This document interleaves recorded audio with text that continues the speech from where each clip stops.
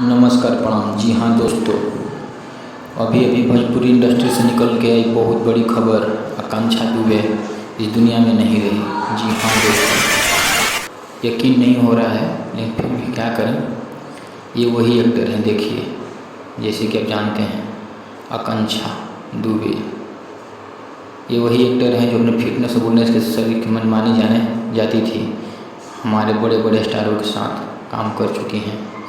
अभी ही इनका पवन सिंह के साथ सॉन्ग आया था। देखिए इनकी फिटनेस की सुंदर एक्ट्रेस अब इस दुनिया में नहीं, फिटनेस के मामले में बहुत ही सुंदर। ये देखिए, ये वही आखिरी आखिरी सॉन्ग हुआ रिलीज, आज ही के दिन रिलीज हुआ और आज ही के दिन यहाँ खुदकुशी कर ली।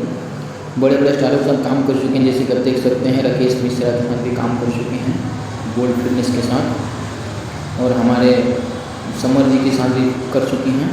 समर जी के साथ भी बहुत ही अदाकारी मस्त। खेसारी जी के साथ बड़े बड़े स्टारों के साथ, मतलब बड़े बड़े स्टारों के साथ काम कर चुके हैं, जो आज आत्महत्या कर ली।